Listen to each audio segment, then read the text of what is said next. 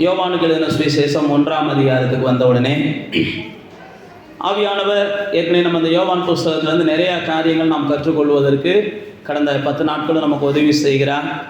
யோவான் புஸ்தகம் வேத புஸ்தகத்தில் இருக்கிற ஒரு அழகான அல்லது ரொம்ப சத்தியங்களை சொல்லிக் கொடுக்குற ஒரு எளிமையான புஸ்தகம். இயேசுவை குறித்து யோவான் புஸ்தகம் பல காரியங்களை நமக்கு சொல்லி இருக்கிறது. இயேசு தான் ஆதியில் இருந்தவர் என்பதையும், இயேசு தான் எல்லாத்தையும் உருவாக்கினவர் என்பதையும், இயேசு தான் எல்லாத்துக்கும் முன்னோடியானவர் என்பதையும் இந்த யோவான் புஸ்தகத்தின் ஆரம்பத்திலேருந்து நம்ம வாசிட்டு வந்தோம்னா தெரிந்து கொள்ளலாம். இந்த யோவான் புஸ்தகத்தை நம்ம வாசிக்கும் போது தான் இயேசுவை குறித்து இன்னும் நம்ம அதிக மேலானவர் என்பதையும் மேன்மையுள்ளவர் என்பதையும் நம்ம புரிந்து கொள்வதற்கு வசனங்கள் நமக்கு உதவுகிறது. அதனால தான் யோவான் என்கிற பெரிய பரிசுத்தவான் என்ன செய்கிறார், இயேசுவை குறித்து அவர் என்னிலும் மேலானவர் என்னிலும் மேலானவர்னு சொல்லி தன்னுடைய புஸ்தகத்தில் பலமுறை சொல்லுவார். எல்லாரும் யோவான் ஸ்நானகனை ஒரு பெரிய ஆளாக பார்த்தாங்க. ஆனால் அந்த யோவான் ஸ்நானகன் அவர் பார்த்தீங்கன்னா இயேசுவை குறித்து என்ன செய்வார், இவர் என்னிலும் மேலானவர், இவர் என்னிலும் பெரியவர். யோவான் ஸ்நானகன் இந்த யோவான் புஸ்தகத்தில் தான் நிறைய வார்த்தைகளே பேசுவார். யோவான் ஸ்நானகன் இந்த யோவான் புஸ்தகத்தில் வாசித்து பார்த்தீங்கன்னா இயேசுவை அவர் தான் அறிமுகப்படுத்துவார். இதைத்தான் நம்ம 1ஆம் அதிகாரத்தில் நம்ம வாசிக்கும் போது பார்த்தீங்கன்னா அழகாக ஆவியானவர் அங்கே 29ஆம் வசனத்தில் எழுதி வச்சிருக்கிறாரு. மறுநாளிலே யோவான் இயேசு தன்னிடத்தில் வர கண்டு, இதோ உலகத்தின் பாவத்தை சுமந்து தீர்க்கிற ஆட்டுக்குட்டி, எனக்கு பின்னால் ஒருவர் வருகிறார், அவர் எனக்கு முன்னிருந்தபடியால் என்னிலும் மேன்மை உள்ளவர் என்று நான் எத்தனையோ முறை உங்களுக்கு சொல்லியிருக்கிறேன். அவர் தான் இவர். யோவான் ஸ்நானகன் இயேசுவை குறித்து அழகா சொல்றாரு. எப்பா, இவர் எனக்கு பின்னாடி பிறந்தவர். இயேசுனுடைய பிறப்பை பார்த்தீங்கன்னா யாருக்கு பின்னாடி தான் பிறந்துச்சு, யோவான் ஸ்நானகனுக்கு அப்புறம் தான் இயேசு பிறந்தார். ஏனென்றால் சத்திய வேதம் சொல்லுது, யோவான் ஸ்நானகன் முந்தி பிறந்து அந்த ஜனங்கள் மத்தியிலே ஒரு பெரிய பேர் பெற்றவனாக மாறணும். அந்த பேர் பெற்றவனாய் மாறுகிறவன் இந்த இயேசுவை இந்த ஜனங்களுக்கு என்ன செய்யணும், அறிமுகப்படுத்தணும். எனக்கு முன்னாடி போய் ஒரு தூதன் என்ன செய்வான், பாதைகளை ஆயத்தம் பண்ணுவான், வனாந்தரத்திலே கூப்பிடுகிறவனுடைய சத்தம் அப்படின்லாம் யோவான் ஸ்நானகனை குறித்து ஏசாயா அந்த காலத்திலே என்ன செஞ்சிருக்கிறார், எழுதி வச்சிருக்கிறார். அதனால தான் யோவான் ஸ்நானகன் தெளிவாக சொல்றாரு, நான் உங்களுக்கு சொல்றவர் அவர் எனக்கு முன்னிருந்தவர், அவர் என்னிலும் மேலானவர். நீங்க என்னைய பெரிய ஆளா பார்த்துக்கிட்டு இருக்கீங்க. அன்னைக்கு யோவான் ஸ்நானகனை எல்லாரும் பெரிய ஆளா பார்த்தாங்க. நீங்க வேத புஸ்தகத்தில் பார்த்தீங்கன்னா ஏரோது யோவான் ஸ்நானகனை கண்டு பயந்தான். ஏரோது அவனுடைய தம்பி மனைவியை சேர்த்துக்கிறான், தம்பி மனைவியை தன்னுடைய மனைவியா சேர்த்துக்கிறான். யோவான் ஸ்நானகன் இதை போய் கண்டிக்கிறான். இதெல்லாம் பைபிளில் இருக்கிறது, சரித்திரம்லாம் கிடையாது, பைபிளில் இருக்கிற சத்தியங்கள் தான். யோவான் ஸ்நானகன் கண்டித்த உடனே ஏரோது என்ன செஞ்சிடறான், பயந்துடுறான். அந்த ஏரோதுடைய சகோதரி மனைவி யோவான் ஸ்நானகனை கொலை செய்ய தேடுறாங்க. ஏரோதுக்கு கொலை செய்யணும்னு ஆசை இல்லை, ஏரோதை தான் யோவான் ஸ்நானகன் என்ன செய்கிறாரு, கண்டிக்கிறாரு. ஆனால் அந்த அம்மா மனைவிக்கு என்ன செய்யணும், கொலை செய்யணும்னு ஆசை வருது. பின்னாட்களில் பார்த்தீங்கன்னா அந்த மனைவியினுடைய தூண்டுதலின் பெயரில் அவங்க மக யோவான் ஸ்நானகனுடைய தலையை ஏரோது ராஜாட்ட வாங்கிட்டு போவாங்க. இதெல்லாம் வேதத்தில் இருக்கிற உண்மைகள். நான் ஏன் உங்களுக்கு சொல்கிறேன்னா, அப்படி ராஜாக்களே பார்த்து வியந்த மனிதன் பயந்த மனிதன் யார், யோவான் ஸ்நானகன். யோவான் ஸ்நானகனை குறித்து நீங்கள் வாசித்து பார்த்தீங்கன்னா அவன் ரொம்ப ஆக்ரோஷம் உள்ளவனாக இருந்தான். வேதம் சொல்லுகிறது அவன் எலியாவின் ஆவியை உடையவனாக இருந்தான். எலியாவை குறித்து நம்ம வாசிக்கிறோம். எலியா அவ்வளவு வெறித்தனமான மனிதன் தேவனுக்காக, வேற எந்த வெறித்தனமும் கிடையாது, அவனுக்கு தேவனுக்காக வெறித்தனம். அதனால தான் எலியா என்ன செய்வான், எந்த அளவுக்கு நீங்க குந்தி குந்தி நடப்பீங்க, தேவனே நம்ம தேவன் தான் தேவன்னா நீ தேவனை சேவி, இல்லை தேவன் எனக்கு தேவனா தெரியல சந்தேகமா இருக்கு அப்படின்னா பாகால சேவி. இதெல்லாம் யார் சொன்னது, எலியா சொன்னது. இப்படி போட்டு ரெண்டும் போட்டு குழப்பிக்கிட்டே இருக்காத, வாழ்ந்தா இப்படி வாழ முடியல, அப்படியாவது போய் வாழு அப்படின்னு சொல்லி பயங்கரமான வைராக்கியம் உள்ளவன். வேதத்தில் போட்டிருக்கு எலியாவின் ஆவியை உடையவனாக இந்த யோவான் ஸ்நானகன் இருந்தான்.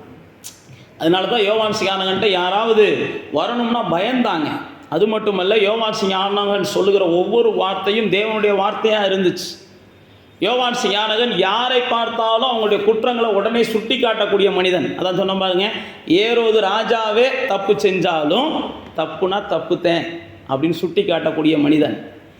இந்த யோவான் ஸ்நானகனை குறித்து நம்ம பார்க்கிறோம். இவன் இயேசுவை அறிமுகப்படுத்துகிறான். வேத புஸ்தகத்தில் பார்த்தீங்கன்னா இயேசுவுக்கு அவன் தான் ஞானஸ்நானம் கொடுக்குறான். இயேசுவுக்கு ஞானஸ்நானம் கொடுக்கும்போது இயேசுவோடு கூட என்ன செய்கிறான்? அவன் தான் தர்க்கம் பண்ணுறான். யோவான் ஸ்நானன் அநேகருக்கு ஞானஸ்நானம் கொடுத்தவன், அநேகருக்கு ஞானஸ்நானம் கொடுத்தான். ஆனால் இயேசு ஞானஸ்நானம் எடுக்க வரும்போது இவனுக்கு புரிஞ்சுக்கிருச்சு, நான் உம்மாலே ஞானஸ்நானம் பெற வேண்டியிருக்க, நீ என்கிட்ட வந்து ஞானஸ்நானம் எடுக்கலாமா, நீ என்ன காட்டிலும் பெரிய ஆளு அப்படின்னு சொல்லி இயேசு ஒரு அற்புதமும் செய்யாததற்கு முன்னமே, இயேசு ஒரு போதனையும் செய்யாததற்கு முன்னமே இதெல்லாம் யார் அறிந்திருந்தா? யோவான் ஸ்நானகன் அறிந்திருந்தான். ஏனென்றால் வேதம் சொல்கிறது யோவான் ஸ்நானகன் பரிசுத்த ஆவியினாலே வயிற்றில் இருக்கும்போதே நிரப்பப்பட்டான். இயேசுவானவர் பரிசுத்த ஆவியினாலே கர்ப்பமானார். அவர் தான் இயேசுவானவர் தான் பரிசுத்த ஆவியினாலே உருவானார். ஆனால் யோவான் ஸ்நானகன் சகரியாவும் எலிசபெத்தும் சேர்ந்ததுக்கு அப்புறம் உருவான மனுஷன். இதெல்லாம் வேதத்தில் இருக்கிற உண்மைகள். அப்போ அந்த யோவான் ஸ்நானகன் இயேசுவை ஞானஸ்நானம் பெற வரும்போது பார்த்தீங்கன்னா அவன் அறிந்து கொண்டு இயேசுவை இந்த உலகத்துக்கு அறிமுகப்படுத்துகிறான். எப்படி அறிமுகப்படுத்துகிறான் அப்படின்னா, இவர் தான் இந்த உலகத்தின் பாவத்துக்கெல்லாம் ஆட்டுக்குட்டியாக வந்து பலியாக போகிறவர். ஏன் ஆட்டுக்குட்டியாக வந்து பலியாக போகிறவர் அப்படின்னு அவன் சொன்னான் அப்படின்னா, இஸ்ரவேலர்களுக்கு அந்த நாட்களில் நம்ம எல்லாரும் அறிந்திருக்கிறோம், யாத்ராகமத்தின் புஸ்தகம் 12ஆம் அதிகாரத்தில் பஸ்கா என்கிற ஒரு பண்டிகை. அந்த பஸ்கா என்கிற பண்டிகையில் ஆட்டுக்குட்டி என்ன செய்யணும்? பலியிடப்படணும். அந்த பஸ்கா என்கிற பண்டிகையில் ஆட்டுக்குட்டி பலியிட்டா தான் அன்னைக்கு அந்த சங்கார தூதன் இந்த ஆட்டுக்குட்டியினுடைய ரத்தத்தை பார்த்துட்டு என்ன செய்வான்? இந்த குடும்பத்தில் சங்காரம் பண்ணாமல் போவான். நீங்கள் யாத்ராகமத்தின் புஸ்தகம் 12ஆம் அதிகாரத்தை வீட்டில் போய் வாசித்து பார்த்தீங்கன்னா, அந்த ரத்தம் பூசப்பட்ட வீடுகளை காணும்போது சங்கார தூதன் கடந்து போயிடுவான். இதுதான் அந்த ஆட்டுக்குட்டியின் ரத்தத்தினாலே கிடைத்த ஒரு பெரிய வாழ்க்கை. இதை தான் இயேசு நமக்கு என்ன செய்கிறார்? தரப்போகிறார் அப்படின்னு சொல்லி முன்னக்கூடியமே யோவான் ஸ்நானகன் அதை வெளிப்படுத்துகிறதை பார்க்கிறோம். வேத புஸ்தகத்தில் பார்த்தீங்கன்னா பாவம் செய்த ஜனங்கள் சாகணும். அதுதான் வேத புஸ்தகத்தினுடைய சட்டம். பாவம் செய்கிற எந்த ஆத்மாவும் சாகும். இதெல்லாம் வேதத்தில் சொல்லப்பட்டிருக்கிற வசனம். வேத புஸ்தகத்தில் பார்த்தீங்கன்னா பாவம் செய்கிற பெண்களை கையோட பிடிச்சிட்டாங்கன்னா கல்லெறிஞ்சு கொல்லணும். அது மோசையின் காலத்தில் தேவன் கொடுத்த சட்டம். அது மட்டுமல்ல, சிலர் தங்களுடைய பாவத்தை மறைக்க விரும்புகிறாங்கன்னா அவங்களுக்கு சில பவுடரை போட்டு தண்ணியை கரைச்சி கொடுக்கணும். அதை குடிச்சாச்சு அவங்க மறைக்கிறாங்க அப்படின்னா அவங்க கொஞ்சம் கொஞ்சமாக சூம்பி செத்து போவாங்க. இதெல்லாம் பழைய ஏற்பாட்டில் இருந்துச்சு. இன்றைக்கி நமக்கு அதெல்லாம் இல்லை. அப்படிலாம் இருந்துச்சுன்னா உள்ளே வரும்போதே ஒரு டம்ளர் தண்ணியை குடிச்சிட்டு யார் யாரெல்லாம் பரிசுத்தமாக இருக்கிறாங்களோ அவங்க மட்டும் ஜெப தண்ணின்னு கொடுத்தோம்னு வைங்க, அடுத்த வாரம் எத்தனை பேர் வந்து உட்காருவீங்கன்னு தெரியலை. அப்படி தான் அன்றைக்கெல்லாம் என்ன செஞ்சிச்சுன்னா, தேவ சமூகத்துக்கு வர்றதுக்கு முன்னாடி ஒவ்வொரு மனுஷனும் என்ன செய்யணும்? தூய்மைப்படுத்திட்டு தான் உள்ளே வரணும். அவன் காலை கூட கழுவிட்டு வரணும். ஆலயத்துக்குள்ளே நம்ம செருப்பு கூட இன்றைக்கி போட்டு வந்துடுறோம். இதை நம்ம தப்புலாம் சரி தப்புலாம் அந்த விவாதத்துக்குள்ளே போகலை. அன்னைக்கு இருந்ததை சொல்கிறேன். அன்னைக்கு இருந்த மனுஷனுடைய கால்கள் கூட என்ன செய்யணும்னா சுத்தமாக உள்ள ஆலயத்துக்குள்ளே வரணும். அப்போ பாருங்க, யோவான் ஸ்நானகன் தெளிவாக சொல்கிறாரு, இவர் தான் ஆட்டுக்குட்டி, இவர் தான் பலியாக போகிறார், இவர் தான் உங்களை எல்லாம் விடுதலையாக்க போகிறார், இவர் மூலமாக தான் உங்களுக்கு வாழ்க்கை வரப்போகிறது, இவர் தான் பிரகாசமான மனிதனாக உங்களை எல்லாம் மாற்றப் போகிறார், எந்த மனுஷனையும் பிரகாசிக்கிறவர் இவர் தான் அப்படின்னு சொல்லி தன்னுடைய சீசர்களுக்கு, தன்னை பின்பற்றினவர்களுக்கு இயேசுவை யோவான் ஸ்நானகன் அறிமுகப்படுத்துகிறதை நாம் பார்க்கிறோம். அப்போ தேவனுடைய பிள்ளைகளே, நீங்களும் நானும் ஒன்றை அறிந்து கொள்ளணும். இந்த நாளில் இயேசு எதுக்காக அந்த பூமிக்கு வந்தார் அப்படின்னு பார்க்கும்போது, இந்த உலகத்தை தனக்கு சொந்தமாக்கணும், உலகத்தில் தன்னுடைய ராஜ்யத்தை என்ன செய்யணும்? ஸ்தாபிக்கணும், உலகத்தில் தன்னை வழிபடுகிற ஜனங்களை இந்த உலகத்தில் ஏற்படுத்தணும், எல்லாருடைய நாவுகளிலும் இயேசுவே ஆண்டவர் என்ற முழக்கத்தை ஏற்படுத்தணுன்றதுக்காகத்தான் இயேசு இந்த பூமிக்கு வந்தார். இதைத்தான் பிலிப்பியரில் சொல்லும்போது 2ஆம் அதிகாரத்தில் ஆவியானவர் அங்கே தெளிவாக நமக்கு எழுதி வச்சிருக்கிறார். இயேசு இங்கே வந்து ஏன் மரிச்சார் அப்படின்றத ஆவியானவர் பிலிப்பியர் புஸ்தகம் 2ஆம் அதிகாரத்துக்கு நீங்கள் வரும்போது அங்கே பாருங்க, இயேசு தம்மைத்தாமே வெறுமையாக்கி அடிமையின் ரூபம் எடுத்து மனுஷ சாயலானார். 2:7. அவர் மனுஷரூபமாய் காணப்பட்டு மரண பரியந்தமும் தம்மைத்தாமே தாழ்த்தினார். 2:8. 2:9 சொல்லுது, தேவன் எல்லாவற்றிற்கும் மேலாக அவரை உயர்த்தி இயேசுவின் நாமத்தினாலே வானத்தில் பூலோகத்தில் அல்லது பூமியில் இருக்கிற எல்லாருடைய நாவுகளும் முழங்கணும் அப்படின்றதுக்காகத்தான் இயேசுவுக்கு என்ன செஞ்சாராம்? சிலுவை மரணத்தை கொடுத்தார். இயேசு சிலுவையினுடைய மரித்ததனுடைய முக்கிய நோக்கம் இந்த பூமியில் பிறக்கிற எல்லாருடைய நாவுகளும் எனக்கு ஆண்டவர் இயேசுதான் சொல்லணும்.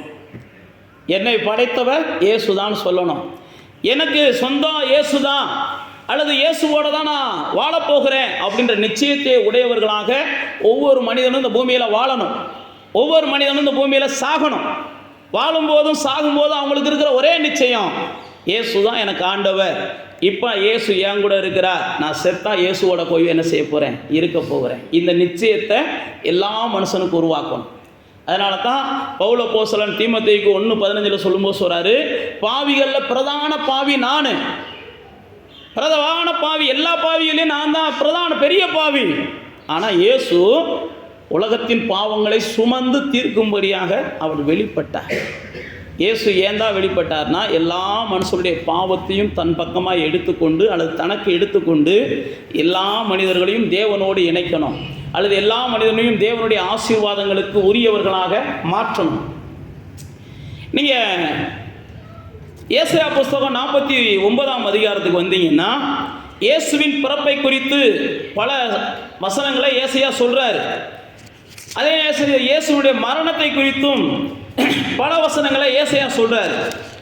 இங்கே பார்த்தீங்கன்னா 49ஆம் அதிகாரம் 6ஆம் வசனத்தில், நீ பூமியின் கடைசி பரியந்தமும் என்னுடைய ரட்சிப்பாய் இருக்கும்படி உம்மை ஜாதிகளுக்கு ஒளியாக வைத்தேன் அப்படின்னு சொல்லிட்டு, நீதான் மீட்பர், நீதான் பரிசுத்தர், உன்னை மனிதர்கள் அசட்டை பண்ணுகிறார்கள், ஜாதிகள் அருவருக்கிறார்கள். 7ஆம் வசனம் சொல்லுது, நீ எல்லாருக்கும் முன்னாடி அடிமையை போல இருக்கிற, ஆனால் உம்மை புரிந்து கொண்ட ராஜாக்கள் எழுந்து நின்று, பிரபுக்கள் எழுந்து நின்று உன்னை பணியக்கூடிய நாட்கள் வரும் அப்படின்னு சொல்லி இயேசுவை குறித்து அன்னைக்கே ஏசாயா தீர்க்கதரிசி மூலமாக ஆவியானவர் எழுதி வச்சிருக்கிறார். நீங்கள் 49ஆம் அதிகாரத்தில் கீழே தொடர்ந்து வாட்சி பார்த்தீங்கன்னா 9ஆம் வசனம் சொல்லும், அவர் 8ஆம் வசனம் சொல்லும்போது சொல்ல, சீர்படுத்தி பாலாய் கிடக்கிறவங்களை, 9ஆம் வசனம் கட்டுண்டவர்களை நோக்கி, இருளில் இருக்கிறவங்களை நோக்கி நீங்கள் வெளியில் வாங்க, உங்களை நான் காப்பாற்றுவேன் அப்படின்னு சொல்லி ஜனங்களோடு கூட ஒரு புதிய உடன்படிக்கை ஏற்படுத்துகிற. அப்போ இயேசு மற்றவர்களால் அசட்டை பண்ணப்பட்டிருந்தார், மற்றவர்களாலே அருவருப்பாக பார்க்கப்பட்டார். நீங்கள் 53ஆம் அதிகாரம் ஏசாயால வாட்சி பார்த்தீங்கன்னா, அவர் தண்டிக்கப்படும் போது ஏதோ அவருடைய தண்டனையெல்லாம் நாம் என்ன செஞ்சோம், ஆமாம் அவர் மேல் விழுந்ததுன்னு நினச்சோம். ஆனால் வேதத்தில் போட்டிருக்கு அவர் நமக்காக தண்டிக்கப்பட்டார்ன்றது அதுக்கப்புறம் தான் நம்ம புரிஞ்சுக்கிட்டோம். இங்கே பாருங்கள், இன்றைக்கி இருக்கிற உலகத்தை எடுத்துக்கோங்க. இன்றைக்கி இருக்கிற உலகத்தில் 250 நாடுகளுக்கு மேலே இருக்குது. அநேக 250 நாடுகளுக்கு மேலே இருக்கிற இந்த தேசத்தில் எத்தனை ராஜாக்கள் இயேசுவை தன்னுடைய தெய்வம்னு கொண்டாடுறாங்க அப்படின்னு பார்த்தீங்கன்னா, கிட்டத்தட்ட பெரும்பான்மையான ராஜாக்கள் உலகம் முழுவதும் நீங்கள் எடுத்துக்கோங்க. இன்னைக்கு உலகம் முழுவதும் இருக்கிற பெரும்பான்மையான ராஜாக்களுடைய தெய்வம் யாருன்னு பார்த்தா இயேசு தான். உலகம் முழுவதும் நான் சொல்கிறேன். நம்ம ஊரில் வேணால் என்ன செய்யலாம், உங்கள் பார்வைக்கு தெரியாமல் இருக்கலாம். எத்தனை பார்லிமெண்ட்டில் இயேசுவின் நாமத்தை சொல்லிட்டு பார்லிமெண்ட்டை தொடங்குறாங்கன்னு சொல்லி நீங்கள் உலக வரலாறை வாட்சி பாருங்கள். ஏன் நான் உங்களுக்கு சொல்கிறேன்னா, ஒரு காலத்தில் இதே உலகத்தில் இயேசு அசட்டை பண்ணப்பட்டவராக இருந்தார். இன்றைக்கி இதே உலகத்தில் அரண்மனைகளில் இயேசு என்ன செய்கிறார், ஆராதிக்கப்படுகிறவராக மாறி இருக்கிறார். ஏன் நான் உங்களுக்கு சொல்கிறேன்னா, இதுதான் கடைசி காலத்தில் தேவன் சொல்லியிருக்கிறார், எல்லாருடைய நாவுகளும் இவர் தான் ஆண்டவன் அறிக்கையிடும். அப்போ நீங்களும் நானும் பாவ மன்னிப்பை பெற்றுக்கொண்டு வேதத்தில் அந்த இப்போ நம்ம வாசித்த 49ஆம் அதிகாரத்துக்கு வந்தீங்கன்னா, அவர் பாருங்கள் உங்களை மேய்ச்சல் உள்ள ஒரு இடத்துக்கு கொண்டு போகிறார் அப்படின்னு சொல்லி 9ஆம் வசனத்தில் சொல்கிறாரு. உங்களுக்கு எங்கே போனாலும், நீங்கள் மேடுகளில் போனாலும் உங்களுக்கு மேய்ச்சல் இருக்கும், நீங்கள் பள்ளத்தில் போனாலும் உங்களுக்கு மேய்ச்சல் இருக்கும். அப்படின்னா என்னென்னா, நீங்கள் எந்த சூழ்நிலையில் கடந்து போனாலும் உங்களுக்கு குறை இருக்காது. அதுதான் அவர் சொல்கிறார், நாங்கள் மீட்கப்பட்டவர்கள், நாங்கள் குறையை சந்திக்க மாட்டோம். ஏன்னா வேதத்தில் நமக்கு ஆவியானவர் வாக்குத்தத்தமே கொடுத்துருக்கிறார், கர்த்தரை தேடுறவங்களுக்கு ஒரு நன்மையும் குறைப்படாது. அப்போ நீங்களும் நானும் கர்த்தரை தேடுறவங்களாக இருந்தால் நம்முடைய குறைவுகள் எல்லாம் பைபிளில் போட்டுக்கு மகிமையிலே என்ன செய்யும், அவருடைய மகிமையினாலே நிறைவாக்கப்படும். அப்போ நம்ம குறைவுகள் சந்திக்கப்படும் போது, குறைவுகள் வரும்போது நமக்குள்ள ஒரு நிச்சயம் இருக்கணும், இந்த குறைவு ஏதோ ஒரு வகையில் தேவனால் என்ன செய்யும், நிறைவாக்கப்படும். குறைவு வந்துருச்சே அப்படின்னு நம்ம நினைக்கிறத காட்டிலும் இந்த குறைவை தேவன் ஏதாவது ஒரு வகையில் நிறைவாக்குவதற்கு திட்டம் வச்சிருப்பார். இயேசு நம்ம எல்லாருக்குமே தெரியும், 5 அப்பங்களை கொண்டு 5000 பேருக்கு போஷித்தார். அவர் மட்டுமல்ல, எலிசாவின் நாட்கள்ல கொஞ்சம் அப்பத்தை வைத்து எலிசா அநேகருக்கு போஷித்தார். இதெல்லாம் வேதத்தில் இருக்கிறது. எலிசா எலியாவின் நாட்கள்ல கொஞ்சோடு மாவை வைத்து பைபிள்ல போட்டிருக்கு, அவங்க வீட்டாரோடு கூட பஞ்ச நாட்கள் எல்லாம் சாப்பிட்டார்கள். நான் ஏன் உங்களுக்கு சொல்றேன் அப்படின்னா, இயேசு என் பாவத்தை மன்னிச்சிட்டார், எனக்கு அவர் பரிபூர்ண ஜீவனை தந்துட்டார் அப்படின்ற நிச்சயத்தோடு இருந்தீங்கன்னா நீங்கள் குறைவுகளை சந்திக்கும் போதும் அந்த நிச்சயம் குறையாமல் இருக்கணும். அந்த நிச்சயம் குறையாமல் இருக்கணும். நீங்கள் குறைவுகளை சந்திக்கும் போதும் பைபிளில் ஆவியானவர் எழுதி வச்சிருக்காரு, பஞ்ச காலத்தில் கூட உங்களை உயிரோட காப்பாற்றும்படிக்கு அவருடைய கண்கள் உங்கள் மேலே என்ன செய்யுது, நோக்கமாக இருக்குது.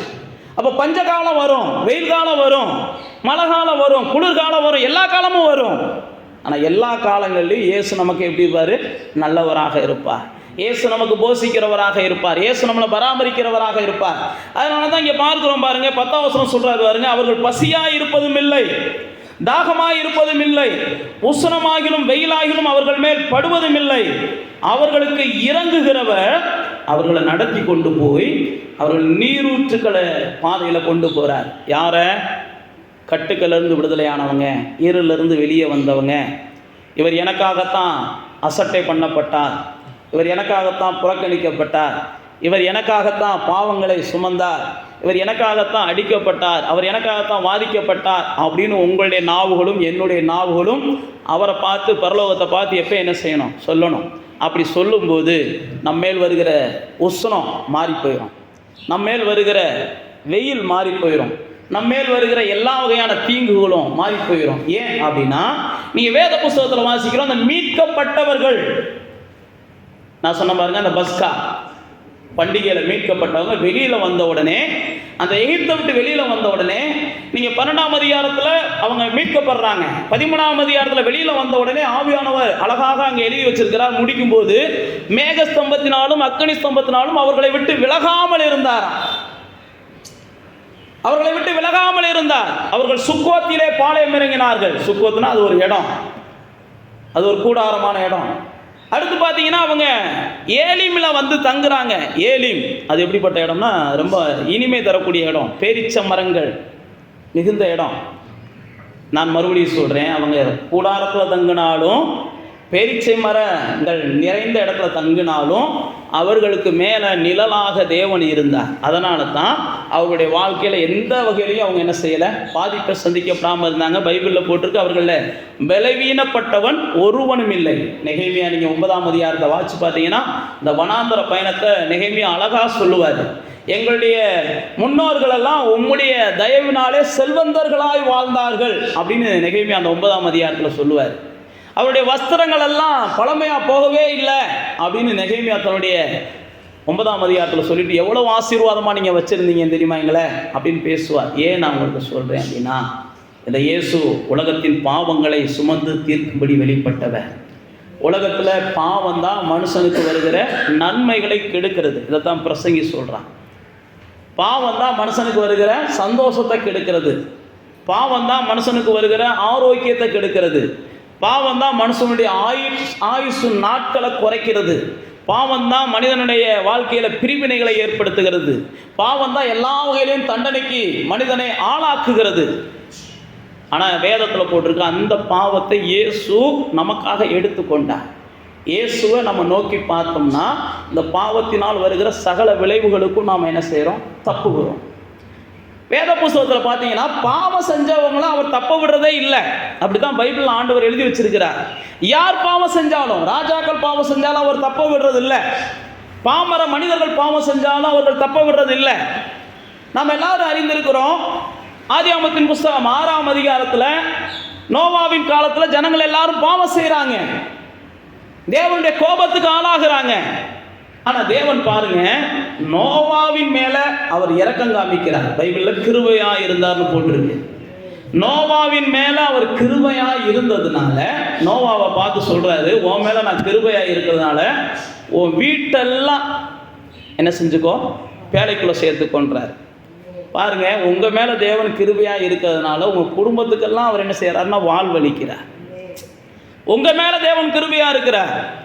உலகம் முழுவதும் அழிய போகுது, உலகம் முழுவதும் தேவனுடைய கோபத்துக்கு ஆளாகுது.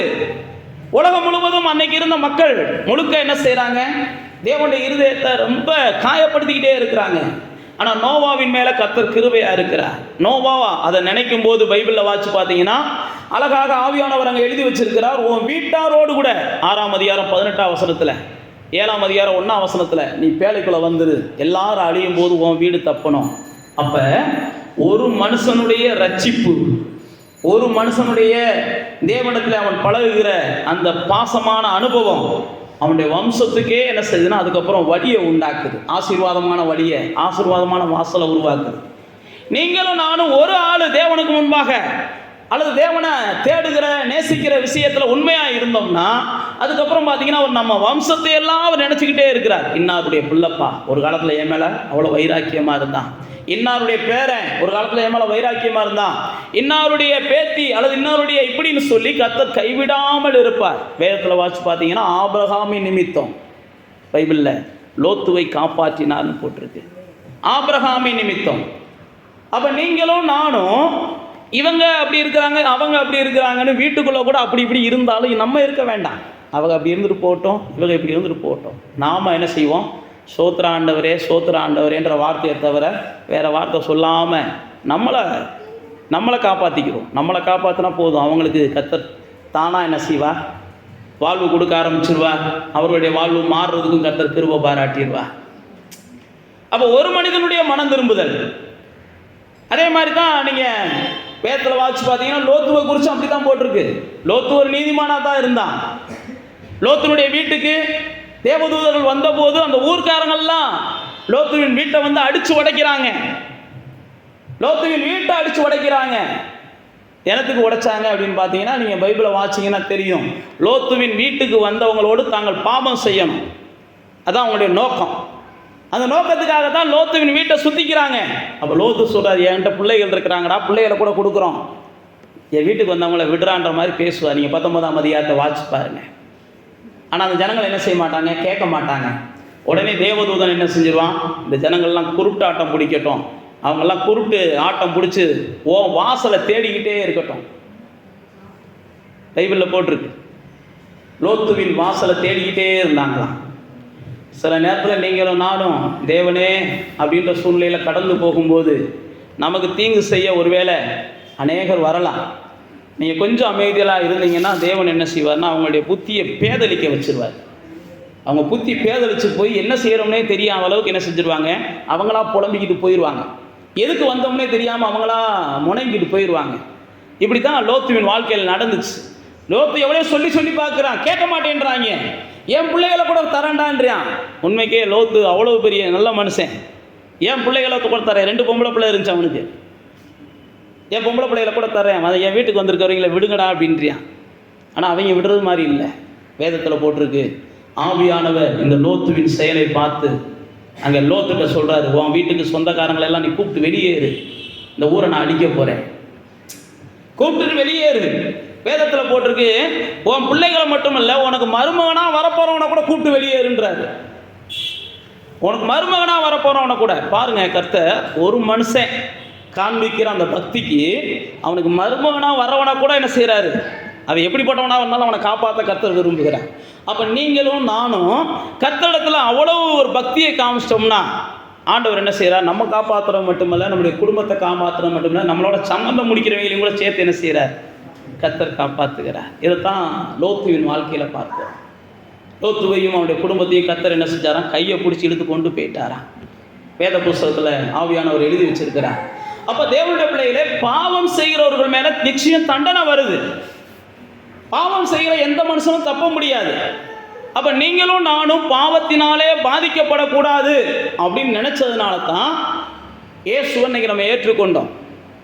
அப்போ இயேசுவை ஏற்றுக்கொண்டதுனால நாம் ஒன்றை நிச்சயம் புரிஞ்சுக்கிறோம். இயேசுக்கு இருக்கிற ஒரு பெரிய மறதி என்ன அப்படின்னா பைபிளில் போட்டிருக்கு. அவர் என்ன செய்கிறாராம்?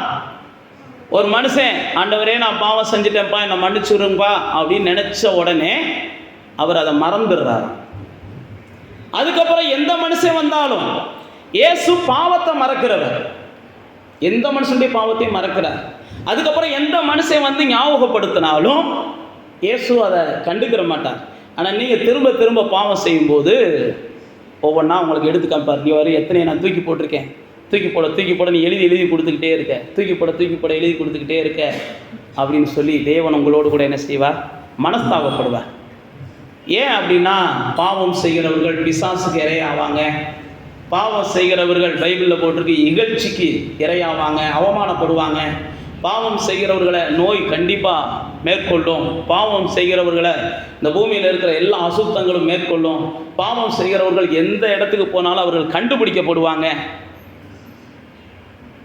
நான் மறுபடியும் சொல்கிறேன், நினிவே பட்டணம் யோனா புஸ்தகத்தில் நம்ம வாசிக்கிறோம். நினிவே பட்டணம், அந்த பட்டணத்து மேலே தேவ கோபம் வருது. எல்லாரும் பாவம் செஞ்சிடறாங்க, பாருங்க. நோவாவின் காலத்தில் எல்லாரும் பாவம் செய்கிறாங்க, ஆனால் தேவன் அழிச்சாரு நோவாவை தவிர. இங்கே லோத்துவின் காலத்தில் எல்லாரும் பாவம் செய்கிறாங்க, லோத்துவை தவிர எல்லாத்தையும் தேவன் அழிச்சாரு. ஆனால் அந்த நினிவே பட்டணத்தில் எல்லாரும் பாவம் செய்கிறாங்க, ஒரு ஆள் கூட அங்கே இல்லை. இங்கேயாவது லோத்து இருந்தார், இங்கேயாவது நோவா இருந்தார், அங்கே யாருமே இல்லை. அதனால தான் ஆண்டவர் என்ன செஞ்சார்? யோனாவை பார்த்து நீ போடான்றாரு. ஆனால் யோனா என்ன செய்கிறாரு? போக மறுத்துட்டு வேறு இடத்துக்கு போக நினைக்கிறாரு. சில நேரத்தில் நீங்களும் நானும் வேறு இடத்துக்கு போகும்போது அதனுடைய விளைவுகள் என்ன ஆகும்னா, நமக்கு அடைக்கலம் கொடுக்குறவங்களுக்கு சேர்ந்தும் வருது. தேவனுடைய சத்தத்தை கேட்காம தேவனுடைய சித்தத்தை நம்ம மீறும் போது நமக்கு உதவி செய்யணும்னு நினைக்கிறாங்க பாருங்க, அவங்களும் பாதிக்கப்படுறாங்க. யோனாவின் புத்தகத்தில் பார்க்குறோம், அவனுக்கு உதவி செய்யணும்னு நினச்சவங்களாம் பாதிக்கப்படுறாங்க. அதுக்கப்புறம் யோனா சொல்கிறான், என்னை நீங்கள்லாம் காப்பாற்ற முடியாது, தூக்கி கடலில் போட்டுருங்க, ஏன்னா நான் செஞ்சது பெரிய பாவம். யோனா பாருங்க அப்படியே தைரியமாக தான் சொல்கிறாரு, இது என்னால் தான் வந்துச்சு, இந்த பிரச்சனைக்கு காரணம் நான் தான். உண்மைக்கு யோனா நல்ல பரிசுத்தவான், இந்த பிரச்சனைக்கு நான் தான் காரணம், என்னை தூக்கி உள்ளே போட்டுருங்க. நம்மளாக தான் என்ன செஞ்சுருப்போம்? எப்படியாவது என்னை காப்பாற்றி கரை சேர்த்துருங்கடா, எல்லாரும் கூட சேர்ந்து சாவோம்டா அப்படின்றத மாதிரி தான் சொல்லியிருப்போம். சரி, என்னை நீங்கள் வச்சுருந்தீங்கன்னா நீங்கள் கரை சேர முடியாது, என்னை தூக்கி என்ன செய் போடு. பாருங்கள், உண்மைக்கே சில நேரத்தில் பாவத்துக்கான தண்டனை வரும்போது மனுஷன் என்ன செய்வான்னா, அந்த பாவத்துக்கான தண்டனை தனக்கு வருது, நம்ம மட்டும் அனுபவிப்போம்ப்பா, அடுத்தவங்க யாரும் இதில் அகப்பட வேண்டாம் அப்படின்னு யாரும் நினைக்கிறது இல்லை. பாவத்துக்கான தண்டனை வரும்போது தான் அநேகட்ட போய் இவன் தயவை கேட்டு கெஞ்சுவான். ஆனால் யார் தயவு காமிச்சாலும் வேஸ்ட்டு, தேவன் தான் தயவு காமிக்கணும். அவன் கெஞ்ச வேண்டியது யார்கிட்ட தான் கெஞ்சணும்? தேவன்கிட்ட தான் கெஞ்சணும். பாவத்துக்கான தயவு தேவனை ஒருவரால் தான் முடியும், தேவன்கிட்ட ஒருவர்கிட்ட தான் தயவு கேட்க முடியும். இங்கே பாருங்க, யோனா தூக்கி போட்டுறாங்க. அந்த ஊரில் போய் யோனா சொல்கிறாரு, எப்பா இந்த ஊர் அழிய போகுது, இந்த ஊரில் இருக்கிற எல்லாரும் தேவனுக்கு விரோதமாக இருக்கிறீங்க, எல்லாரும் தேவனுக்கு விரோதமாக இருக்கீங்க, ஊர் அழிய போகுதுன்னு சொல்லிட்டு போயிட்டு ஊருக்கு வெளியில உட்காந்துக்கிட்டாரா, வேதத்தில் போட்டிருக்குது. இவர் சொல்லிட்டு, ஏன்னா இவருக்கு நம்பிக்கை இல்லை, எவனுக்கு திருந்த மாட்டேன்னு இவர் முடிவெடுத்துட்டாரு. தேவனுக்கு தெரியும். சில நேரத்தில் நாம் அப்படி தான் நினச்சிட்றோம், இவங்கெல்லாம் திருந்தவே மாட்டாங்கப்பா, இவங்ககிட்டலாம் பேசுகிறது வேஸ்ட்டுப்பா அப்படின்றோம். திருந்தலைனாலும் பரவாயில்ல, பைபிளில் போட்டிருக்கு, வாய்ப்பு கிடைக்கும் போது 2 வார்த்தையை பேசிட்டு என்ன செய்யுங்க, ஓடி போயிருங்க, உட்காந்து கூட இருக்க வேண்டாம். யோனா 2 வார்த்தையை பேசிட்டு என்ன செஞ்சிட்டாரு? ஓடி போயிட்டார். உட்காந்துருந்தா தான் பிரச்சனை. சில நேரத்தில் அப்படி தான் தோணும், சிலர்கிட்ட அப்படி தான் பேசணும். ஓடிட்டீங்கன்னா நீங்கள் பேசின வார்த்தை ஆவியானவர் கிரியை செய்ய வைக்கிறார். அந்த உலகத்தில் கிரியை செய்யுது, அந்த நினிவே பட்டணத்தில் கிரியை செய்யுது. அதனுடைய விளைவு என்னென்னா, யோனா வானத்துலேருந்து அக்கினி வரும்னு நினச்சிக்கிட்டு இருக்கான். ஆனால் அங்கே என்ன நடக்குது? வானத்துலேருந்து ஆசீர்வாதங்கள் அவங்களுக்கு மேலே வர ஆரம்பிக்குது. உடனே யோனாவுக்கு புரியலை. உடனே யோனா என்ன செய்கிறான்? நீங்கள் அழிப்பின்னு சொன்னீங்களே, ஆண்டவர் சொல்கிறார், அவங்க மனஸ்தாபப்பட்டாங்க, அவங்க மன்னிப்பு கேட்குறாங்க. அப்போ தேவன் தான் அழிப்பேன்னு சொன்ன ஜனங்கள் அவர்கள் மனம் திரும்பின உடனே அவங்க என்ன செய்கிறார்? மன்னிக்கிறார். அதான் நான் உங்களுக்கு சொன்னேன் பாருங்க, நோவாவின் காலத்தில் அந்த ஜனங்களை மன்னிங்கன்னு விண்ணப்பம் பண்ணுறதுக்கு யாரும் கிடையாது. லோத்துவின் காலத்தில் அந்த ஜனங்களை மன்னிச்சுட்டு விட்டுருங்க அப்படின்னு சொல்லி விண்ணப்பம் பண்ணுறதுக்கு யாரும் கிடையாது. அதே மாதிரி தான் இந்த இடத்துலையும் அந்த ஜனங்களை மன்னிச்சிருங்கன்னு சொல்லி கேட்குறதுக்கு யாருமே கிடையாது. ஆனால் அந்த ஜனங்கள் மனம் திரும்பினாங்க. லோத்துவின் நாட்களில் வாழ்ந்தவங்க மனம் திரும்பலை, நோவாவின் நாட்களில் வாழ்ந்தவங்க மனம் திரும்பலை. ஆனால் நினிவேவிலே வாழ்ந்த ராஜா முதற்கொண்டு மனம் திரும்பினார். பைபிள் அப்படி போட்டிருக்கு, ராஜா முதற்கொண்டு, மிருகங்கள் முதற்கொண்டு. அப்போ தான் ஆண்டவர் என்ன செஞ்சார்னா அந்த ஜனங்களை காப்பாற்றினார். ஏன் நான் உங்களுக்கு சொல்கிறேன்னா, ஒரு மனுஷன் அழிகிறத அவர் விரும்புகிறதே இல்லை, அவன் சாகிறத அவர் விரும்புகிறதே இல்லை, அவன் துன்பப்படுறத அவர் விரும்புகிறதே இல்லை, அவர் வருத்தப்படுறத விரும்புகிறதே இல்லை. இயேசு சிலுவையில் கூட பார்த்தீங்கன்னா 2 கள்ளர்கள்ல ஒருத்தன், இயேசுவே நான் தான் அநியாயமாக நான் வந்து நியாயமாக தண்டிக்கப்படுறேன், நீ அநியாயமாக தண்டிக்கப்படுறீங்க, இப்படி தான் சொல்கிறான். இயேசு அவனை என்ன செய்கிறாரு, நீ என் கூட பரதீசில் இருப்பேன்றார். ஒரே ஒரு வார்த்தை தான், ரொம்ப எல்லாம் ஒரு பெரிய தியாகியெல்லாம் கிடையாது. நான் நியாயமாக தான் தண்டிக்கப்படுறேன், எனக்கு இந்த தண்டனை வேணும். ஏன்னா நான் எத்தனை குடும்பத்துக்கு விரோதமாக செஞ்சேன், தேசத்துக்கு விரோதமாக செஞ்சேன், எனக்கும் கடவுளுக்கு தான் தெரியும். எப்போ தான் மேலே வருகிற தண்டனையை ஒருத்தன் ஆமாம் இந்த தண்டனைக்கு நான் பாத்திரவான் அப்படின்னு ஒத்துக்கிறானோ அப்பயே தேவன் அவனை என்ன செஞ்சிடறாரு, மன்னிச்சுறாரு. இந்த தண்டனைக்கு தான் பாத்திரவானே கிடையாது, என்னை தேவன் அநியாயமாக தண்டிக்கிறார் அப்படின்னு நினைக்கிறவன் கடைசி வரைக்கும் அழுதுகிட்டே தான் இருக்கிறான். கடைசி வரைக்கும் சாபத்து தான் அவனுக்கு வருது, கடைசி வரைக்கும் அவனுடைய சாபத்துக்கான ஆக்கினை மாற மாட்டேங்குது. இதைத்தான் நம்ம பார்க்குறோம். மனிதர்கள் ஈஸியாக என்ன செய்கிறோம், என்னுடைய குற்றத்துக்கு காரணம் அவங்க, என்னுடைய குற்றத்துக்கு காரணம் இவங்க அப்படின்றோம். இதைத்தான் ஆதாம் ஏவாள் செஞ்சாங்க. ஆனால் ஆண்டவர் அதை விரும்பலை. என்னுடைய குற்றத்துக்கு காரணம் நான் அதிகமாக தேவனோடு நேரம் செலவழிக்க முடியலை, அதுக்கு காரணம் இதுதான். அல்லது தேவனுக்காக நான் அதிகமாக செயல்பட முடியலை, அதுக்கு இவங்க தான் காரணம், அவங்க தான் காரணம், இவங்க தான் காரணம்னு நீங்களும் நானும் சொல்லுவதன் விளைவு என்ன அப்படின்னா, நமக்கு வர வேண்டிய நன்மையை நாமே கெடுக்கிறோம்னு அர்த்தம். நமக்கு வர வேண்டிய நன்மையை நானே கெடுக்கிறோம். என் கூட எல்லாம் ஒருத்தர் 30 வருஷத்துக்கு மேலே பழகுறாரு, 30 வருஷத்துக்கு மேலே கிறிஸ்தவ உலகத்தில் பழகுறாரு. என் கூட கிட்டத்தட்ட ஒரு 10-15 வருஷமாக பழகுறாரு, உசிலம்பட்டி பட்டணத்தில் தான். ஆனால் அவர்கிட்ட என்றைக்காவது ஒரு நாள் நம்ம இயேசுவை பற்றி என்றைக்காவது நீங்கள் ஆலயத்துக்கு போகிறத பற்றி பேசணும்னா அப்போ அவர் சொல்கிறது, எனக்கு ஆசை இருக்குது, என் பொண்டாட்டிக்கு விருப்பம் இல்லைம்பாரு, எனக்கு ஆசை இருக்குது, அவங்களுக்கு விருப்பம் இல்லைம்பாரு. இன்றைக்கும் அப்படி தான் இருக்கிறார். ஆனால் அதனுடைய முடிவு என்னென்னு பார்த்தீங்கன்னா, நாளுக்கு நாள் அவர் பல பிரச்சனைகளை சந்திக்கிறார், நாளுக்கு நாள் பல இழப்புகளை சந்திக்கிறார், நாளுக்கு நாள் அவர் பல போராட்டங்களை சந்திக்கிறார், நாளுக்கு நாள் அவங்க கீழே இருந்தவங்க கூட இன்றைக்கி மேலே போய்கிட்டு இருக்கிறாங்க. இதெல்லாம் நான் பார்க்குறேன், கண்ணால் பார்க்குறேன். சாக்கு போக்கு மட்டும் என்ன செய்யாதீங்க, சொல்லவே சொல்லாதீங்க. அதுக்கு நீங்கள் என்ன நியாயமான காரணங்களோ அதை ஒத்துக்கோங்க. அப்போ தேவனுடைய பிள்ளைகளே, நீங்களும் நானும் ஒன்றை புரிந்து கொள்கிறோம். இந்த தேவன் நம்முடைய பாவங்களையெல்லாம் சுமந்துட்டார், நம்மளை பாவங்களை சுமக்க சொல்லலை. அவர் நம்மகிட்ட எதிர்பார்க்கிறதெல்லாம் என்னன்னா, இந்த பாவத்தை அவர் சுமந்துட்டார்ன்றதை முதல் நீங்க விசுவாசிக்கணும். இந்த பாவத்தை அவர் சுமந்துட்டார் அப்படின்றத மற்றவங்களுக்கு நீங்க என்ன செய்யணும், பிரசங்கம் பண்ணணும். இது ரெண்டை தான் உங்கள்கிட்ட ஆண்டவர் எதிர்பார்க்கிறார். நல்லா சொல்றேன், கேட்டுக்கோங்க. நீங்க எந்த அளவுக்கு ஆண்டவரை பற்றி அடுத்தவங்ககிட்ட சொல்லணும்னு நினைக்கிறீங்களோ அந்த அளவுக்கு ஆண்டவர் உங்களை என்ன செய்வார்னா அநேகருக்கு ஆசீர்வாதமாக வைப்பார். நீங்கள் ஆண்டவரை பற்றி அடுத்தவங்ககிட்ட சொல்லணும் அப்படின்ற எண்ணம் உங்களுக்கு வரலைனாலே நீங்கள் கிறிஸ்தவ வாழ்க்கையில் தோற்று போகிறீங்க அப்படின்னு நீங்கள் ஒன்றை புரிஞ்சுக்கோங்க. ஆண்டவரை பற்றி அடுத்தவங்ககிட்ட சொல்லணுன்ற ஒரு எண்ணம் உங்களுக்குள்ள வரலைனாலே நீங்கள் கிறிஸ்தவ வாழ்க்கையில் ஒரு பிடிப்பு இல்லாமல் வாழ்கிறீங்கன்னு அர்த்தம். அதாவது உங்களுக்கே திருப்தி இல்லாமல் வாழ்கிறீங்கன்னு அர்த்தம். கிறிஸ்தவ வாழ்க்கையில் உங்களுக்கே திருப்தி இல்லாமல் இருக்கிறீங்கன்னு அர்த்தம். உங்களுக்கே ஒரு திருப்தி இருந்துச்சு, ஒரு சந்தோஷம் இருந்துச்சு. நம்ம சொல்ல பாருங்க, சரவணா செல்வரத்னத்துக்கு போகிறீங்க, ஒரு சேலை 200 ரூபாய்க்கு நீங்கள் எடுத்துகிட்டு வரீங்க. உங்களுக்கு ஒரு பெரிய சந்தோஷம் இருக்குன்னா, இந்த சேலை 2000 ரூபா சேலை 200 ரூபாய்க்கு கிடச்சிருக்குன்னு சொல்லி நம்ம என்ன செய்வோம், கண்ணில் பார்க்குற ஆளுகளுக்கெல்லாம் சொல்லுவோம். உண்மைக்கு அதில் நம்ம பலன் அனுபவிச்சதுனால. அப்போ நீங்களும் நானும் பாவ மன்னிப்பை பெற்றுக்கொண்டவர்கள். இந்த பாவ மன்னிப்பை பெற்றுக்கொண்டவங்க மற்றவர்கள் பாவம் மன்னிக்கப்படணும்னு விரும்பணும். விரும்பல அப்படின்னா பாவ மன்னிப்பை நாம் பெற்றுக்கொண்டதுக்குரிய பலன் நமக்கு கிடைக்காம போயிடும். நீங்க மட்டும் பாவ மன்னிப்பை பெற்றுக்கொண்டால் போதும் அப்படின்னு சொல்லி தேவன் விரும்பல. உங்களுக்கு பாவ மன்னிப்பை கொடுத்து உங்களை பலப்படுத்தி அதுக்கப்புறம் இந்த பாவ மன்னிப்பின் சுவிசேஷத்தை நீங்க மற்றவங்களுக்கு என்ன செய்யணும், சொல்லணும். ஏற்கனவே நான் அந்த சிலுவை தியான நாட்களில் நீங்கள் வந்தவங்களுக்கு தெரியும். நீங்களும் நானும் சில விஷயங்களை செய்யணுன்றதுக்காகவே தேவன் என்ன செஞ்சிருக்கிறார், செய்யாமல் இருக்கிறார். மனிதர்களாய் படைத்த நம்மளை கொண்டு சில விஷயங்களை அவர் செய்யணும்னு விரும்புகிறார். இந்த கழுதையை போய் அவுத்துட்டு வான்னு உங்களை தான் சொல்றார். நீங்க அவுத்துட்டு வந்தீங்கன்னா அதே மாதிரி தான் எத்தனையோ விஷயங்கள். நீங்க போங்க, போய் என்ன செய்யுங்க, பேய்களை சுகமாக்குங்க, நோய்களை சுகமாக்குங்க. அப்ப நீங்களும் நானும் பாவ மன்னிப்பை பெற்றவர்கள் இந்த பூமியில் பாக்கியவான்களாக மாறணும், வாழணும் அப்படின்னா நிச்சயமாக நாம் மற்றவங்களுடைய பாவம் மன்னிப்புக்கு ஜெபிக்கணும். அவங்களுக்கு சுவிசேஷத்தை கொண்டு போய் சொல்லணும். இயேசு உன் பாவத்தை மன்னிக்க விரும்புகிறார், இயேசுவும் பாவத்திலிருந்து உன்னை விடுதலையாக்க விரும்புகிறார். இயேசுவும் பாவத்திலிருந்து உன்னை ரட்சிக்க விரும்புகிறார். இயேசுவும் பாவத்திலிருந்து உனக்கு என்ன செய்கிறார்? புது வாழ்வு தர விரும்புகிறார். நீங்க அப்போஸ்தலர் நடபடிகள் புஸ்தகத்தை ஏன் ஆவியானவர் நமக்கு எழுதி வச்சிருக்கிறார்னா அதுக்காகத்தான் எழுதி வச்சிருக்கிறார்.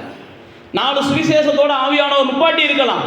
4 சுவிசேஷத்தோட ஆவியானவர் நுப்பாட்டி இருந்தார்னா எல்லா வேலையும் தேவன் தான் செய்வார், மனுஷன் செய்ய தேவையில்லைன்னு சொல்லி திருச்சபைகள் முடங்கி போயிருக்கும். அதனால தான் ஆவியானவர் என்ன செஞ்சார்? எல்லா வேலையும் நான் செய்யறது இல்லப்பா, நான் செய்யறதுக்கு உங்களை தான் பயன்படுத்துகிறேன், நான் செய்யறதுக்கு உங்களை தான் பயன்படுத்துகிறேன். அதனால தான் வேத புஸ்தகத்தில் பார்த்தீங்கன்னா எங்கும் திரிந்தவர்கள், எங்கும் சுற்றி திரிந்தவர்கள், எங்க போனாலும் பேதுருடைய வாழ்க்கையை எடுத்து பாருங்க. அவர் போகிற கிராமங்கள் தோறும் பட்டணங்கள் தோறும் இயேசுவை பற்றி சொன்னார். நீங்க சமாரியா பட்டணத்துக்கு பிடிப்பு போகும்போது இயேசுவை பற்றி சொன்னார். பவுலை குறித்து நீங்க வாசிச்சு பாருங்க. போகிற சந்தி கந்திகள்ல பொந்திகள்ல எங்க உட்கார்ந்தாலும் எங்க நடந்தாலும் இயேசுவை பற்றி சொல்லிக்கிட்டே இருந்தார். அப்படி சொல்லிக்கிட்டே இருக்கும்போது தான் லீதியாள் என்கிற ஒரு பெண்மணியின் இருதயத்தை கர்த்தர் திறந்தார்னு பைபிள்ல போட்டிருக்கு. லீதியாள் என்கிற ஒரு பெண்மணியின் இருதயத்தை கர்த்தர் திறந்தார். இப்படி இவர் சொல்லிக்கிட்டே போகும்போது தான் தீமத்தை போன்ற மனிதர்கள் ரட்சிக்கப்பட்டாங்க. இப்படி இவர் சொல்லிக்கிட்டே போகும்போது தான் ஆக்கிலா பிரிஸ்கில்லா என்கிற அவங்க ஒரு பாரம்பரிய கிறிஸ்தவ மக்களா இருந்தாங்க. இயேசுனுடைய வார்த்தையை கேட்டுக்கிட்டு அவங்களும் நம்ப ஆரம்பிச்சாங்க. அப்போல்லோ என்கிறவன் பைபிள்ல போட்டிருக்கு, அவன் வேத பண்டிதன், ஆனாலும் ஆவிக்குரிய கிறிஸ்தவன் கிடையாது. அப்போ அப்போல்லோவுக்கு என்ன செய்யறாங்க? சொல்றாங்க, நான் தான் சொல்றேன், நீங்களும் நானும் சொல்லத்தான் எந்த அளவுக்கு சொல்லுகிறோமோ அந்த அளவுக்கு தான் நமக்கும் நிறைய அறிவு வளரும், அடுத்தவங்களும் ஆண்டவர்கிட்ட வர்றதுக்கு அது காரணமாக அமையும். இயேசு ஏன் செத்தார் அப்படின்னா எல்லாருடைய நாவுகளையும் இயேசுவே ஆண்டவர் என்ன செய்யணும்? அறிக்கையிட வைக்கணும். அந்த வேலையை நீங்களும் நானும் செய்யணும். அதுக்கு தான் இயேசு என்ன செஞ்சிருக்கிறார்? நம்மளை தெரிந்து கொண்டு இருக்கிறார். நம்மளை ஞானிகள் என்று தெரிஞ்சுக்கிறல, பைபிளில் போட்டிருக்கு வல்லவர்கள்னு தெரிஞ்சுக்கிறல, நல்லவங்கள்லாம் தெரிஞ்சுக்கிறல. நம்ம இயலாதவர்கள், நம்ம முடியாதவர்கள், ஆனால் நம்ம கொண்டு நல்லவர்களை என்ன செய்யணும்? ஜெயிக்கணும். நம்மை கொண்டு வல்லவர்களை ஜெயிக்கணும், நம்மை கொண்டு பணக்காரங்களை ஜெயிக்கணும், நம்ம கொண்டு பெருமைக்காரங்களை ஜெயிக்கணும், நம்ம கொண்டு தேவன் அப்படி தான் திட்டமிடுகிறார். நீங்களும் நானும் தேவனுடைய கரத்தில் ஒப்பு கொடுக்கும்போது மறுபடியும் நான் தான் சொல்ல விரும்புகிறேன், நீங்கள் பாவ மன்னிப்பை பெற்றால் மட்டும் போதாது, மற்றவர்களுக்கும் பாவ மன்னிப்பு அவங்க பெறணும் அப்படின்னு விருப்பத்தோடு நீங்கள் ஓடணும். அப்படி ஓடுனா தான் தேவன் என்ன செய்வார்? அந்த பாக்கியத்தை உங்களுக்கு கொடுப்பார், உங்களுக்கு அந்த ஆசீர்வாதத்தை கொடுப்பார். பாவ மன்னிப்பின் நிச்சயத்தோடு நீங்கள் இந்த பூமியிலையும் வாழ்வீங்க, பரலோகத்துக்கும் போகும்போது தேவன் ஒரு பெரிய ஆசீர்வாதத்தை உங்களுக்கு என்ன செய்வார்? தருவார். அதனால தான் பவுல் அப்போஸ்தலன் சொல்லும்போது சொல்கிறான், நீதியின் கிரீடம் எனக்காக வைக்கப்பட்டு இருக்கிறது. எனக்காக மட்டுமல்ல, அவருடைய பிரசன்னமாகுதலை விரும்புகிற எல்லாருக்காக வைக்கப்பட்டிருக்கிறது. பவுல் அழகா சொல்றாரு, சுவிசேஷத்தை சொல்லுவது என் மேலே விழுந்த கடமை, அதை நான் சொல்லாமல் இருந்தால் அது எனக்கு ஐயோ அப்படின்றார். ஏன் நான் உங்களுக்கு சொல்கிறேன் அப்படின்னா, இது கடைசி காலம். எல்லா வகையிலும் இன்றைக்கி பாவத்துக்கான விளம்பரம் இருக்குது. பாவத்துக்கான விளம்பரம் எல்லாருக்கும் இன்றைக்கி போய்கிட்டு இருக்குது. பாவம் செய்வதற்கான பல குறுக்கு வழிகள் இன்றைக்கி மனிதனை போய் சேருகிறது. ஆனால் பாவத்திலிருந்து விடுதலையாவது எப்படி, பாவத்தை மேற்கொள்ளுவது எப்படி, பாவத்துக்கு தப்புவது எப்படின்ற போதனைகள் இன்றைக்கி என்ன செய்யலை? போய் சேர மாட்டேங்குது. நீங்களும் நானும் அந்த போதனைகளை கையில் எடுக்கணும். பாஸ்டர் நாங்களே இன்னும் முழுமையாக அப்படிலாம் பூரணமாகலையே அப்படிலாம் சொல்ல வேண்டாம். நீங்கள் கையில் எடுத்து பாருங்கள், நீங்கள் பூரணமாகும்படி தேவன் உங்களுக்கு உதவி செய்வார். இந்த போதனையை நான் செய்ய போகிறேன், நீங்கள் கையில் எடுத்து பாருங்கள். நீங்கள் பாவமற்றவர்களாக ஜொலிக்க கர்த்தர் உங்களுக்கு உதவி செய்வார். உங்களை குற்றமற்றவர்களாக கரைதரையற்றவர்களாக நிறுத்துவதற்கு கர்த்தர் உங்களுக்கு என்ன செய்வார்? பலன் தருவார். நீங்கள் எப்பயுமே தன்னை குற்றப்படுத்திக்கிட்டே இருக்கக்கூடாது. நான் மறுபடியும் தான் சொல்கிறேன், குற்றமில்லாத மனிதன் யாரும் கிடையாது. உங்களை நீங்களே எப்பயும் குற்றப்படுத்திக்கிட்டே இருக்கக்கூடாது. இயேசுவை குறித்து பைபிளில் பார்க்குற மாதிரி அவர் சிலுவையில் தொங்கும்போது எல்லாரும் சொல்கிறாங்க, உன்னையவே ரட்சிக்க திராணி இல்லை, நீயா எங்களை ரட்சிக்க போகிற, இப்போ இறங்கி வா, நாங்கள் என்ன செய்கிறோம்? ஏற்றுக்கொள்ளுகிறோம்பாங்க. அதே மாதிரிலாம் சில நேரத்தில் சொல்லுவாங்க, உன் வீட்டை போய் பாரும்பாங்க, உன்னையே பாரும்பாங்க, இப்படிலாம் சொல்லுவாங்க. அப்போ நீங்கள் என்ன செய்யணும்?